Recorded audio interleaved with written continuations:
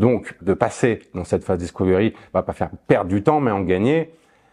Deuxième idée reçue qu'on entend, c'est donc là, j'ai pas le temps, mais j'ai pas d'argent. Et en fait, voilà, on pense tout de suite qu'il faut investir dans des enquêtes de satisfaction énormes, faire 6 mois d'études. Non.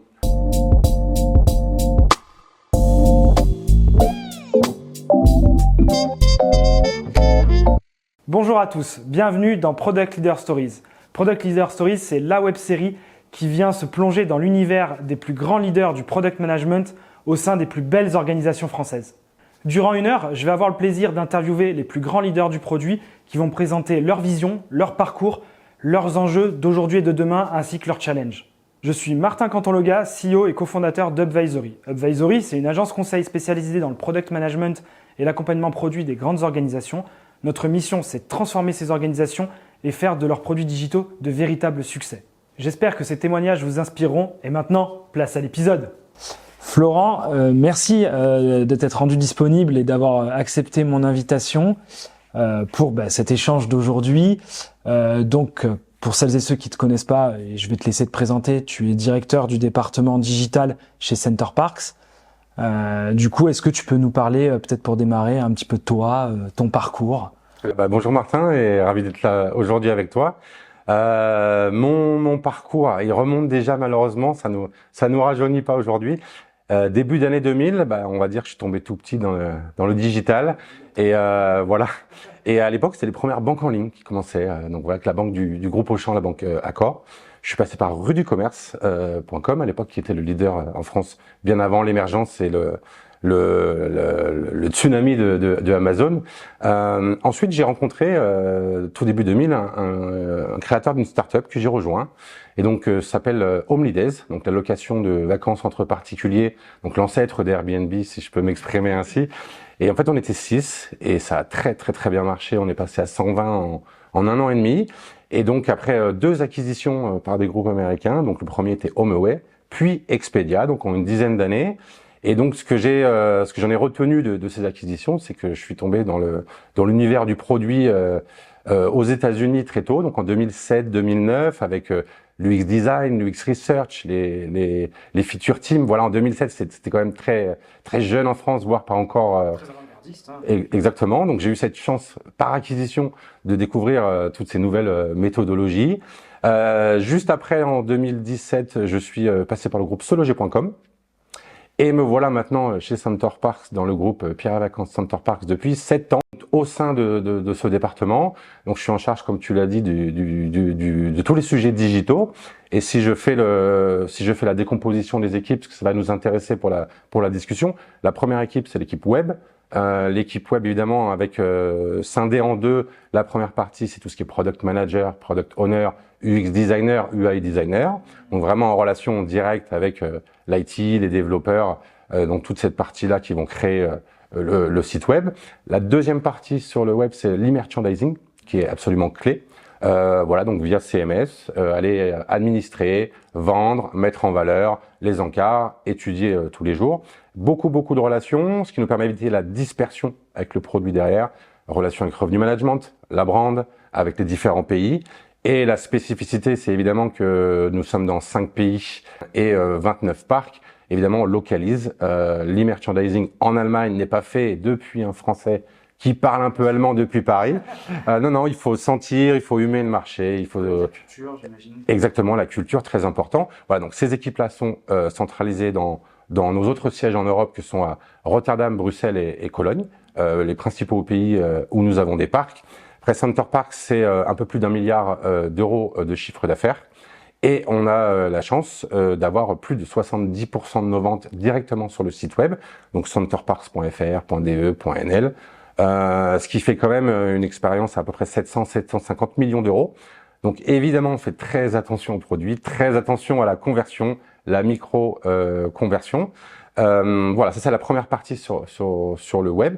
La deuxième équipe, c'est toute l'équipe CRM, voilà, et qui est décomposée en 4 équipes. Et c'est vrai que c'est important parce qu'on va en parler après, la décomposition. 4 équipes pour aller chercher de l'ownership bien clair. Si je vais en citer, si je veux les citer, voilà, il y a toute l'équipe animation day to day et ce qu'on appelle lead generation. Deuxième équipe, tout ce qu'on appelle care, donc selling without selling. À partir du moment donné où en fait tu as fait un achat, on va t'accompagner jusqu'au séjour. Exactement, très important, qui est nouvellement créé parce qu'on change régulièrement l'organisation pour aller affronter les challenges du business.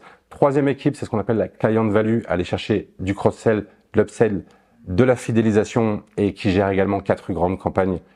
5 grandes campagnes annuelles même, et on fait pas mal aussi de mailing, donc de print. Et la dernière équipe, remarketing, R&D, personnalisation. Voilà, donc pour aller éviter de trop disperser les autres, on définit un ownership très clair. Troisième équipe, un peu plus rapidement, c'est ce qu'on appelle la Digital Customer Journey. Et donc ce sont tous les outils digitaux qu'on a sur Parc et sur Expérience sur Parc pour nos clients et notre staff, les kiosques, l'application aussi. Voilà, l'application qui a aussi beaucoup de volume, près de 80 000 downloads par mois et plusieurs dizaines de millions de chiffres d'affaires aussi avec des paniers à 15-20 euros. Donc il y a quand même beaucoup de volume journalier. Et voilà, les outils de back-office, de check-in, check-out, lecteur de plaques, tout ce qui est expérience digitale, ouvrir le cottage avec le bracelet, payer avec le bracelet, ouvrir son casier, l'espace aquatique avec son bracelet. Donc toute l'expérience digitale, Figital, voilà, sur site, à la fois pour staff et pour les clients. Et enfin, la dernière équipe, c'est l'équipe innovation. Innovation, on va aller chercher un peu de l'incrément, du ROI, du gagner du temps avec des startups, une dizaine par an environ. Et on fait des proof of concept sur un petit périmètre et qu'on va étendre après. Et une fois que c'est industrialisé, ça rentre au métier. Je vais te donner un exemple qui est assez clair. Construire un programme de parrainage, par exemple, donc on appelle Refer a Friends en anglais. Si j'investis, je le fais en interne, je vais mettre des mois de capex de développeurs et surtout ce qu'on oublie très régulièrement, c'est quand on crée une nouvelle fonctionnalité, les années d'après, on va avoir aussi des coûts de fonctionnement et 6, 7, 8 ans après, des coûts de dette technique. Donc voilà, donc on a été chercher une startup à Londres et en fait, c'est un tag. On a juste à faire les CSS sur les emails et tout se fait tout seul et en gros, dès qu'il y a une optimisation, voilà. Et on paye uniquement au coût d'acquisition. Et ils vont être plus faibles que sur Google, par exemple. Voilà, donc là, ça a mis quelques jours.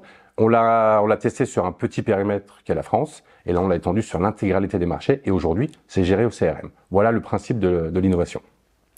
Super intéressant, et du coup, tu nous as bien mappé toute ton organisation et votre organisation globale chez Center Parcs. Center Parcs, ça représente quoi en termes d'ambition? C'est quoi votre volonté?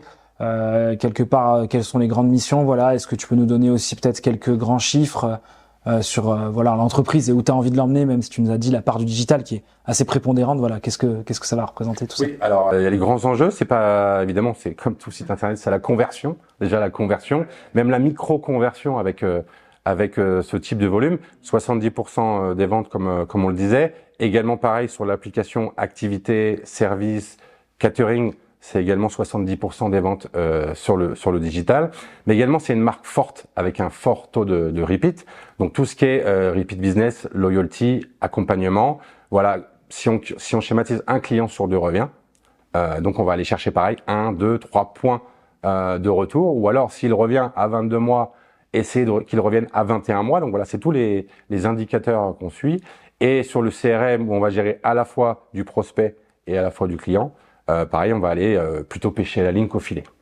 Excellent. L'objectif évidemment aussi de notre échange, c'est de parler du produit et de la démarche produit chez vous. Et tu le disais, tu as pas mal d'historique et de background là-dessus. Aujourd'hui, tu m'évoquais une manière de faire, un framework en 5 étapes où vous placez la data au centre a priori de tout ce framework. Est-ce que tu peux nous en dire un peu plus? Et justement, voilà, comment vous avez construit ce framework? Quelles convictions vous en avez pour peut-être inspirer, intéresser notre auditoire? Bien. Alors, c'est vrai que sans la data, on ne fait rien. 100% des décisions, c'est basé sur la data. Une intuition, c'est bien. Ça permet d'aller chercher. Mais tant que ce n'est pas exactement, mais en tout cas, ça ne prendra pas la décision si on ne va pas chercher la donnée. Et en fait, le framework, il est assez simple. La première étape qu'on va appeler discovery, qu'elle soit exploratoire ou dirigée, donc plutôt prendre de la donnée qualitative. Ensuite, on va en deuxième étape aller regarder la donnée quantitative avec un stack plutôt comme Google Analytics ou Tableau, de manière assez très classique. La troisième étape, c'est la donnée comportementale. Et c'est vrai que c'est plutôt orchestré via Content Square. Et avec Content Square, c'est assez puissant. Il y a un exemple que j'aime bien, en fait, c'est ce qu'on a uniquement dans ce logiciel, c'est le nombre de clics sur les zones non cliquables. Alors vous imaginez, si vous voyez dans le dashboard, il y a 13 clics, vous imaginez la frustration du client là qui clique 13 fois sur la photo qui est pas cliquable. Voilà, donc on va aller voir le comportement des internautes dessus. La quatrième étape, et elle est systématique, c'est l'A/B test. Donc ce qu'on dit souvent en interne, c'est le seul qui décide, c'est le client. Donc autant lui montrer, que ça soit dans la discovery sur la sélection des maquettes, des choses comme ça, ou alors des tests directement sur Figma, sur un parcours également avant de faire le développement. Ça, c'est donc la quatrième étape. On fait décider au client de manière quantitative avec un A/B test. Et la dernière étape, évidemment, c'est l'itération, parce que l'A/B test va me sortir des données et je reviens au point A, donc le cercle vertueux. Excellent. Et tu m'évoquais aussi que vous aviez pas mal itéré et structuré sur votre approche de discovery. C'est vrai qu'un des aléas de la discovery, c'est que c'est moins structuré, moins documenté que le delivery, qu'il y a beaucoup de décideurs, il y a beaucoup de responsables qui jugent que parfois c'est pas maîtrisé par les équipes, c'est une perte de temps, qu'il faudrait aller tout de suite tête bien en tête sur du delivery, donc c'est très critiqué par rapport à ça. Bon, parfois de manière complètement exagérée, parfois en conscience, parce qu'il y a peut-être du gâchis aussi dans tout ça. Comment justement vous opérez de la discovery chez vous et comment vous la rendez efficace quelque part? D'accord. Très bonne question, parce que c'est vrai que discovery, c'est un mot un peu galvaudé. On entend beaucoup data science, AI, discovery, des livres, des blogs, beaucoup de discussions. Et en fait, on a une approche assez pragmatique en fait de la discovery. Déjà voilà. Sur la base de l'agile aussi, c'est le pragmatisme. C'est souvent dans le manifesto, c'est pas cité comme ça, mais pragmatisme est important. Du coup, déjà sur les projets. Alors on a deux branches, on a la release qui est en CI/CD, donc Continuous Improvement, Continuous Development, et la release côté projet. Et sur les projets, c'est obligatoire de passer en discovery, ownership sur l'UX, évidemment, l'UX designer, voire le côté UX research. Donc ça, c'est déjà obligatoire. Et en fait, comme tu le disais, il y a beaucoup d'idées reçues sur la discovery. La première qu'on entend souvent, j'ai pas le temps, je le fais pas, je veux délivrer comme tu le mentionnais. Donc je veux délivrer, mais ce qu'on oublie, c'est que si on y va bille en tête, on va délivrer. Si elle est arrivée, on développe 3 à 4 mois une feature. Si elle n'est pas utilisée, c'est du code poubelle. Du coup, la discovery, elle est sûre que ça sera utilisé via des smoke tests, via des tests de maquette. Est-ce que c'est cliqué, pas cliqué, va complètement dérisquer ce que tu vas demander à développer aux développeurs. Et ce qu'il y a de plus précieux dans le digital aujourd'hui, ça reste la bande passante de développement. Tu peux multiplier par 10, 20, 30, 50 le nombre de product owners, faire des specs pour les 17 prochaines années par exemple, tu ne pourras pas multiplier par 100 le nombre de développeurs, raison de conflit de code, raison de branche, on le sait tous. Donc de passer dans cette phase discovery va pas faire perdre du temps mais en gagner. Deuxième idée reçue qu'on entend, c'est donc là, j'ai pas le temps, mais j'ai pas d'argent. Et en fait, on pense tout de suite qu'il faut investir dans des enquêtes de satisfaction énormes, faire 6 mois d'études. Non, va faire un test avec une maquette à la comptable. La personne côté, c'est ta cible, c'est ta clientèle. Ce qu'on fait également, c'est qu'on va sur nos parcs, on peut le faire dans les magasins, etc. Exactement. On leur demande, on teste des maquettes, on a un petit laboratoire dans nos parcs et on demande 5-10 minutes de tester des wireframes. Le coût, c'est 0. Également, on a demandé à des clients via email s'ils étaient favorable à tester des fonctionnalités en avance. Et au bout de 3 jours, on a dû arrêter les inscriptions. On arrive à 30 000. Donc, on a 30 000 clients sollicitables comme on veut, sur le sujet que l'on veut. Et encore tout ça sans aucune incentive, donc gratuitement. Après, sur la discovery, on entend, ça sert à rien que je demande au client. Mon boss, il va savoir ce qu'il veut. Mon client, on sait déjà ce qu'il veut. L'intuition, c'est bien, mais il faut s'en méfier parfois. Elle n'est pas forcément toujours bonne. Exactement, il y a un biais forcément.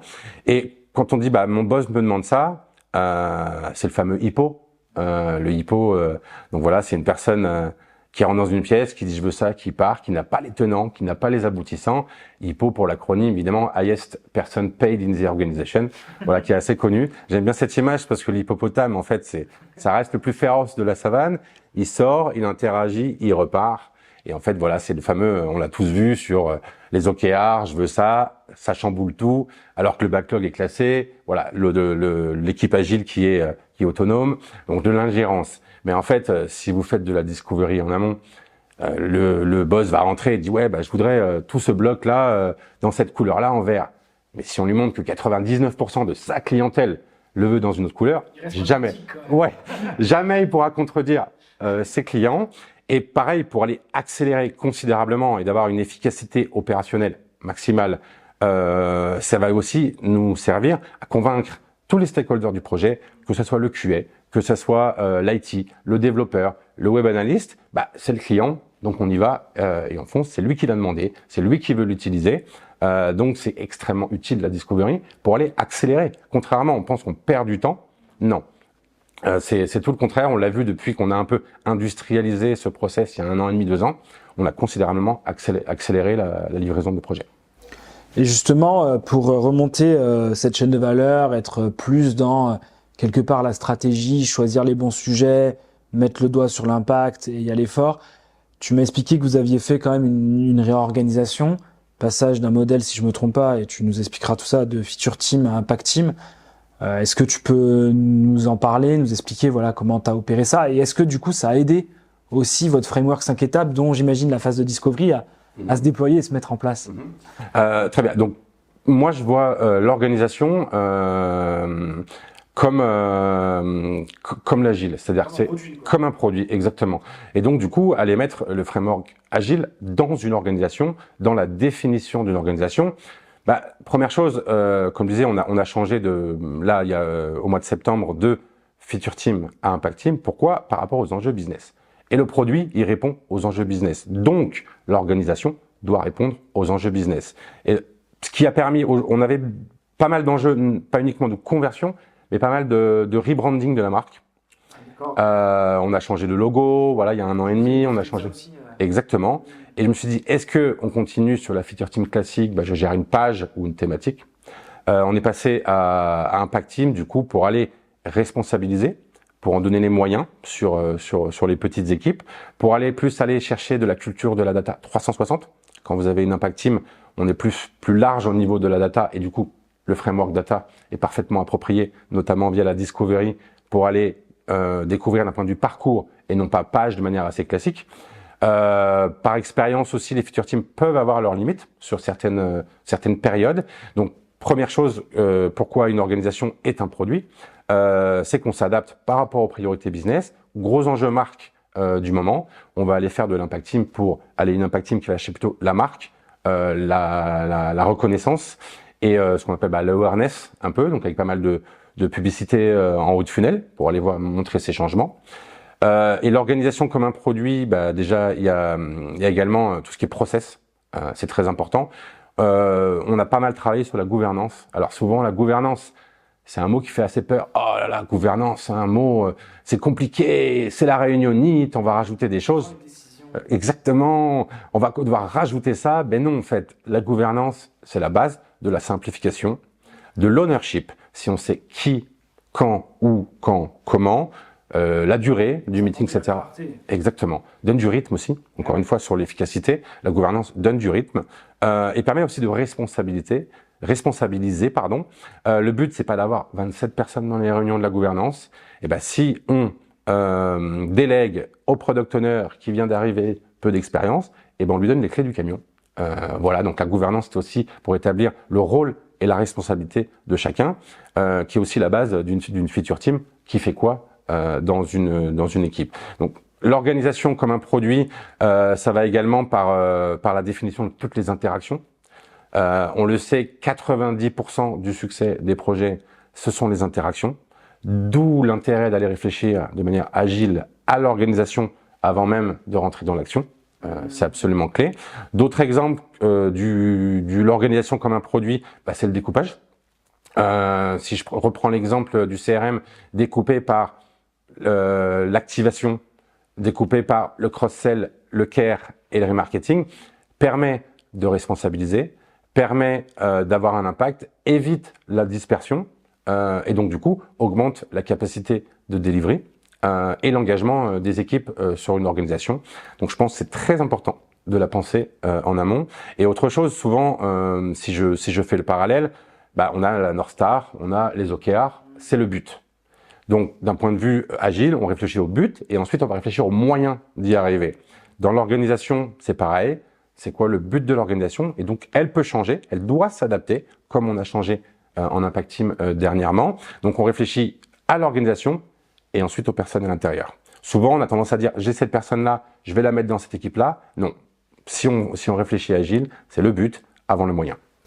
Et tu as beaucoup évoqué le mot, c'est revenu en résonance tout au long de notre échange, le mot ownership, justement parce que c'est super intéressant et moi je partage ton opinion sur penser l'organisation comme un produit, structurer les rôles et responsabilités, découper les scopes, savoir voilà où sont les interactions pour bien les maîtriser, etc.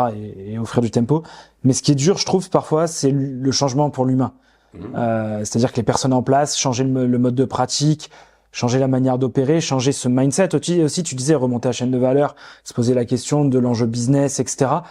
Voilà, où est-ce que ça en est chez vous? Si ça a été un succès, comment vous l'avez opéré? Parce que moi, je mets souvent le legacy humain, il est invisible par rapport au legacy technique, mais il est parfois presque plus complexe à appréhender. Donc, comment vous avez opéré ça? Et tu parlais peut-être de la valeur d'ownership, comment vous avez réussi à la mettre en place? Parce que c'est pas forcément facile à donner, même si c'est une volonté pieuse. En fait, l'ownership, c'est pour moi la clé principale de l'efficacité organisationnelle, comme on le mentionnait. En fait, s'il n'y a pas d'ownership, ça se disperse, c'est pas efficace, ça génère de la frustration, du coup pas forcément d'engagement. Donc ça, c'est des dépendances aussi, ça génère beaucoup. Si on sait quand est-ce qu'on commence, quand est-ce qu'on termine sa tâche, quand est-ce qu'on passe le relais à son collègue à côté, ça va permettre de lisser les interactions, les rendre plus saines. Et comme je le disais, 90% du succès, ce sont les interactions. Si elles sont clairement définies en amont, via la gouvernance, via une organisation claire, si moi je m'occupe de la lead generation, par exemple sur le CRM, après je passe le relais à l'équipe qui va aller fidéliser ce contact, qui va aller l'activer, et ensuite le remarketer, et ensuite rentrer dans la fidélisation. Là, c'est très clair où est mon impact quand je commence, quand je termine. Et donc, 90% des succès, je le répète, même si c'est pour moi les choses plus importantes, ce sont les interactions. Et du coup, on va aller chercher de l'efficacité en définissant en amont l'ownership, évidemment en collaboration avec les collaborateurs, parce que l'expertise, c'est eux qui l'ont. C'est pas forcément nous, le top management, qui avons toutes les tenants, les aboutissants. Justement, c'est en co-création. Est-ce qu'on se marche pas dessus? Voilà, l'ownership, c'est clair. Et il y a une chose que j'aime beaucoup aussi. Donc, tu me posais la question comment on est arrivé. Il y a un mot qui est revenu beaucoup, c'est la simplification. Simplification. Faut pas avoir peur du mot aussi rationalisation. Simplification. C'est très simple. Souvent dans le produit, si je fais le parallèle de l'organisation comme un produit et le produit sur une feature team ou autre, on parle beaucoup de produits simples, on parle beaucoup de charges cognitives, on parle beaucoup de parcours. C'est la même chose dans une organisation. On va rendre simple toutes les choses et souvent sur la simplification, on se pose la question de si j'enlève ça, si j'enlève cette mission, si j'enlève ce cadre, si j'enlève ce bloc, qu'est-ce qui se passe? Donc c'est une question qu'on doit se poser, qu'on sait poser et qu'on se pose au quotidien parce que évidemment un autre parallèle avec l'agile, c'est l'amélioration continue. C'est si je ne fais pas ça, qu'est-ce qui se passe? Donc si je ne fais pas cette mission et j'en fais une autre qui a le plus de valeur ajoutée, qu'est-ce qui se passe? Et j'aime bien aussi citer la loi de Conway. C'est en fait votre produit, il ressemble à votre organisation. Donc le fait de la rendre claire, de la rendre simple, de la rendre sans artifice, sans charge cognitive, va avoir un impact directement sur le produit, donc sur l'utilisateur, et donc sur évidemment la conversion et le chiffre d'affaires du site. Ok, très clair. Et de là, tu me disais que pour opérer, mesurer tout ça, vous aviez défini des critères de succès. Est-ce que tu peux nous en parler, et peut-être évidemment sans révéler de secret de chapelle, mais nous dire où vous en êtes sur cette trajectoire? Est-ce que vous voyez déjà justement, est-ce que toi tu vois à ton échelle un impact positif peut-être à la fois sur du non descriptible auprès des équipes, auprès du comportement ou de la prise en charge et du pilotage des sujets, ou carrément des résultats pragmatiques aussi pour l'entreprise vis-à-vis de tout ça. Très bien. Souvent, on a tendance à dire, enfin, mon rôle, comme je le mentionnais, c'est de créer l'équipe, c'est de créer les interactions, et ça, c'est un mot que j'utilise tout le temps, c'est de créer l'écosystème. Donc, favorable pour l'engagement, favorable pour le développement du produit et le développement des personnes. Voilà, créer l'écosystème, ça, c'est mon job au quotidien. Et donc, du coup, souvent, donc pour composer cette fameuse équipe, micro-équipe ou découpage d'équipe, faut de la complémentarité. Ça, c'est la première chose. Et donc, souvent, on a tendance à croire à tort, et ça a été démontré depuis très longtemps, notamment en 2012 par Google, que la meilleure équipe, c'est pas composée du plus haut diplôme, de la plus grande expérience et du plus gros salaire. Ce sont pas les trois facteurs qui sont critères de réussite dans un projet. Par contre, aller chercher l'engagement sur donner une sens aux missions, que la personne sente qu'elle a un impact dans le projet, type le product owner plutôt junior qui va dans une réunion de la gouvernance, il a de l'impact dans la décision. Ça, ce sont des facteurs qui sont simplement clés sur la réussite. Donner du sens, donner de la compréhension aux missions et à ceux qui le font, et ensuite chercher à fédérer sur un objectif commun. Donc faut casser les silos et dire nous, on veut tous aller vers là. Sur les différentes équipes qu'il y a dans le département, c'est facile dans les objectifs. Il y en a 2-3 qui sont en commun, quelle que soit l'équipe, par exemple. Donc voilà, aller tirer dans la même direction. Et c'est là qu'on ira chercher la performance. Et donc j'aurais tendance à le traduire comme ça. Déjà, il faut inspirer, il faut communiquer et informer, il faut fédérer pour aller engager. Donc ce sont sous ces critères-là qu'on pourra aller soutenir le changement. Parce que en fait, la peur, elle est générée par quoi? La peur, elle est générée par l'inconnu. Et donc, une personne sera favorable au changement et sera engagée au changement uniquement si elle comprend le pourquoi. Donc, la clé, c'est vraiment la communication là-dessus. Et tu défends l'image que j'aime bien de simplification et de pragmatisme sur l'organisation. Comment, du coup, et tu parlais des rôles et responsabilités, comment tu organises tes équipes, comment tu organises les ressources en place? Tu m'évoquais d'essayer d'avoir l'équipe la plus efficace possible et pas forcément de multiplier les rôles. Chez vous, voilà, comment tu tombes pas dans la boulimie de l'organisation, et comment tu maîtrises tout ça? C'est une très bonne question parce que chacun a ses petites recettes sur ce sujet-là. Et en fait, j'essaie de véhiculer quelques valeurs et notamment avec un peu de décalage ou de métaphore. Et une qui revient tout le temps, je pense que c'est l'expression la plus citée dans les équipes au quotidien, même plusieurs dizaines de fois par jour. Et c'est un peu notre mantra parce que pour moi, tout est une question de mindset. C'est pas le plus haut diplôme, c'est pas le plus haut salaire. Toute une question de mindset si on va dans la même direction, comme je le mentionnais. Et en fait, ce qu'on a, et on en sourit maintenant, et ça devient notre mantra, c'est feedback is a gift. Donc, feedback is a gift, voilà. C'est-à-dire, je vais aller chercher le feedback client dans la discovery, dans la B-test. Je vais aller chercher le feedback du responsable, du N-1 pour s'améliorer aussi. Le feedback du collègue, le feedback du développeur. Et donc, c'est vraiment très, très agile de un Rex, une rétro. On va aller chercher et après, on va lister tout ce qui marche très bien pour aller capitaliser dessus et tout ce qu'on doit améliorer, que ce soit en Kaizen ou autre, pour vraiment faire le parallèle avec l'agile. Voilà, feedback is a gift, donnons du feedback. Et je dis souvent, même si le feedback est négatif et dur à entendre, on ne pourra jamais te reprocher de l'avoir dit. Par contre, on pourra te reprocher un jour de le cacher. Donc, ne pas hésiter, transparence. Voilà, feedback is a gift. C'est quelque chose qu'on fait un petit peu sur le mode un peu décalé. Ça devient sur chaque slide cette petite référence, mais du coup, ça joue beaucoup pour moi sur le mindset qui est très important. Et si tout le monde se dit feedback is a gift, je vais aller le demander là. Je vais aller le demander. Et donc, c'est vraiment là qu'on va aller transformer, engager. C'est vers tout le monde en tirant dans la même direction et notamment surtout par le mindset.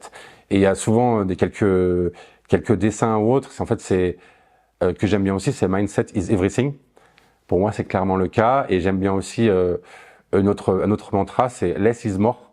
Voilà, si on prend dans le design, c'est très ancien.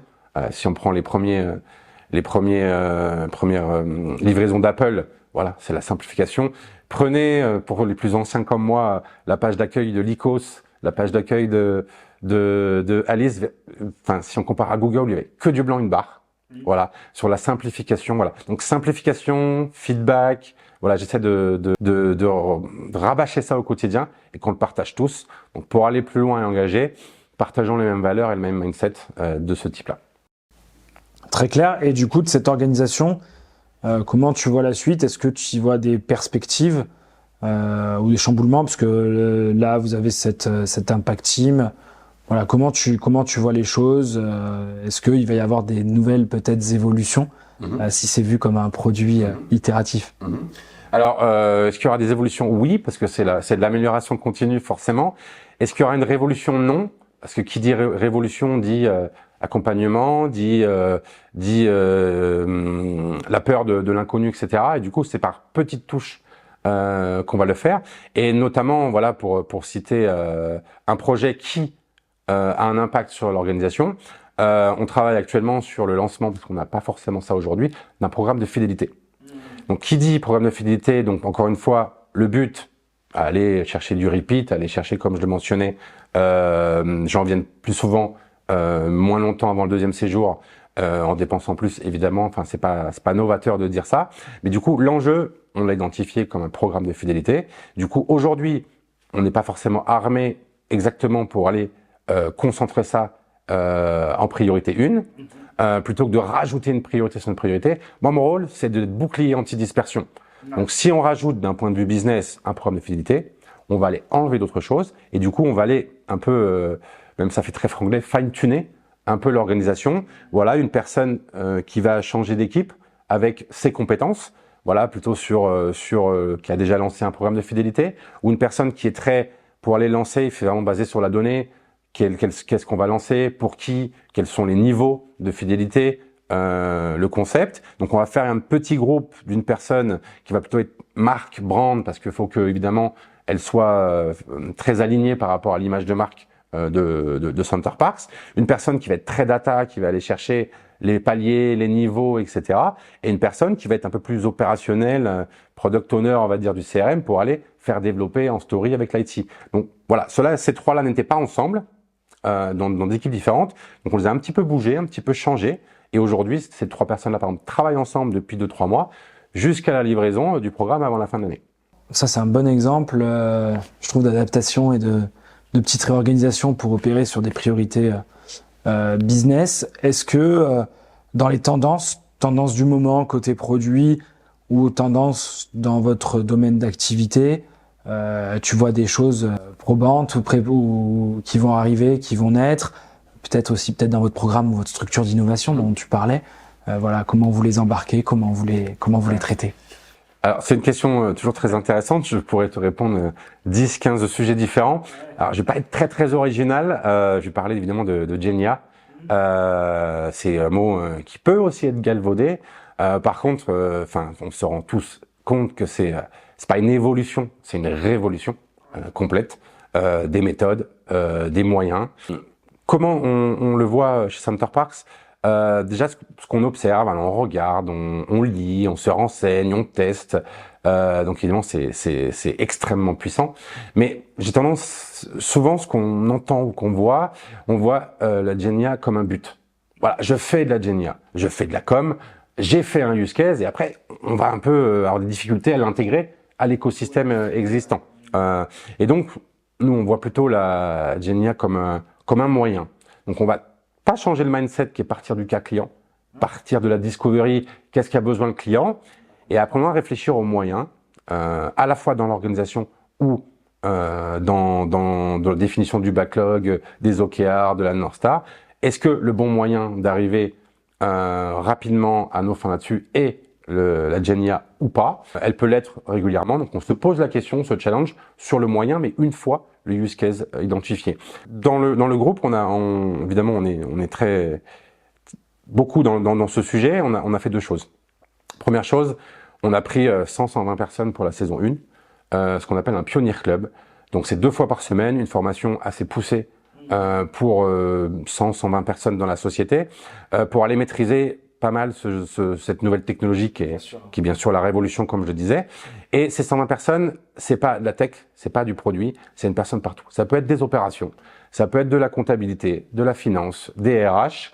Et donc, ça va aller un peu… Déjà sur le sujet. Exactement. Et du coup, il va y avoir dans chaque petite équipe, dont dans mon département, j'ai quelques personnes dans ce Pionnier Club qui vont aller infuser, diffuser, évangéliser pour avoir un peu le réflexe. Ah, et si? Ah, pourquoi pas? Ah, je teste. Donc ça, c'est la première chose. Et le deuxième, la deuxième pilier qu'on a dans le groupe sur la Genia, c'est ce qu'on appelle les project boosters. Donc on les identifie en matrice de priorisation de manière assez classique à ces produits, le ROI, le ratio coût-gain, des choses comme ça. Et on va aller dédier, on a dédié un petit studio de 4 data engineers qui vont aller booster des projets. Là, je voudrais faire, par exemple, ça là, on va les mettre un petit peu à part pour aller vite dessus. Et par contre, comme l'expression de besoin elle aurait été faite en amont via les équipes en place, ça ne sera pas complètement à part. Et voilà. Et des exemples qui sont ressortis, qui sont en cours de développement, par exemple, on est 12 000 en Europe dans le groupe, différentes nationalités, différentes tendances, et on va toujours aller chercher l'impact client. Ou la vie client. Et du coup, c'est vrai que souvent, en tout cas, il y a des sociétés, dans des réunions, mettent un mannequin pour penser client, le client est autour de la table dans la réunion. Ça se faisait. Et donc, on est en train d'essayer sous l'idée de mon collègue qui gère tout le Customer Care Center, donc le call center, les agents, etc., Eric, d'aller faire un chatbot interne où c'est le client. Et en fait, c'est un client virtuel interne. Si j'ai besoin d'un avis sur une maquette, je peux lui poser la question dans le chatbot à usage interne. Et en fait, c'est notre virtuel client où on peut systématiquement, et ce qui est très bon pour le mindset, va demander au vrai client, mais aussi à ce chatbot client. Voilà ce type. Et donc ça, on a pareil de vocation à l'intégrer dans nos roadmap backlog. Donc, on se sert de ce studio-là pour aller accélérer. Et du coup, dans quelques semaines, on aura ce client virtuel interne qu'on pourra solliciter. Il vient challenger un peu les équipes. Voilà. Exactement. Et très, très bon pour le mindset, comme je le rappelle, et comme c'est la clé du succès. Donc ça, c'est plus sur comment vous l'opérez, l'organisez. Est-ce que toi, tu vois des impacts pour demain? Est-ce que ça va être des produits IA? Est-ce que ça va être des produits augmentés par l'IA? Et est-ce que tu penses que l'IA ou la Gen AI, tu l'évoquais, de manière peut-être un peu plus resserrée, va venir chambouler l'organisation des équipes produits ou non? Comment tu vois les choses là-dessus? Oui, alors comme je dis, c'est une révolution évidemment. Après, je garderai ma petite case agile qui est la technique des petits pas. Le but, c'est pas de dire, OK, dans 12 mois, qu'est-ce qui se passe? C'est la révolution, on change tout. Exactement. Donc, y aller process par process, vulgariser, communiquer. Encore une fois, si on veut engager, c'est pas en disant dans 12 mois, l'IA remplace ça. L'adhésion, vous ne l'avez pas. L'engagement, vous ne l'avez pas.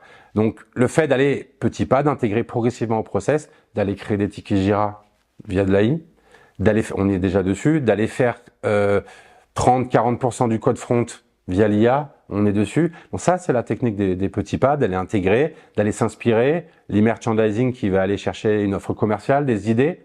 Après, c'est le meilleur moyen d'aller plus loin, c'est l'hybride.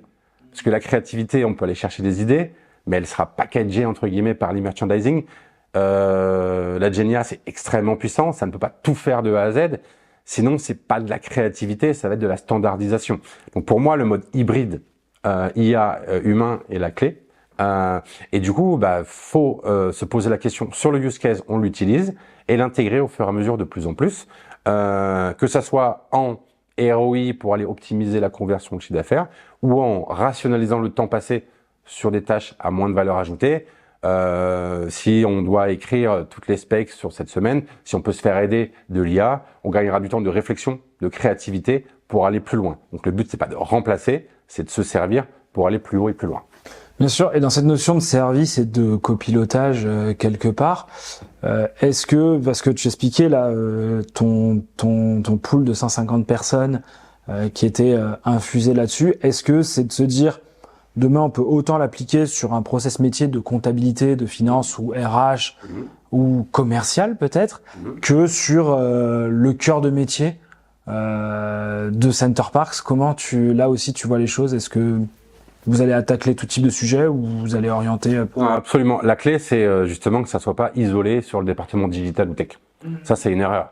Et aujourd'hui, si je prends les projets priorisés dans ce fameux studio de Project Booster, un tiers c'est de la finance, un tiers c'est de la comptabilité, voilà, et un tiers ça sera de la tech. Donc c'est absolument clé d'aller moderniser, d'aller digitaliser tous les métiers comme la finance. Donc voilà, les premiers use cases priorisés sont ceux-là. Donc c'est absolument clé que ça soit diffusé, que ça ne soit pas la propriété de la tech, que ce soit pas la propriété de l'IT ou des métiers digitaux.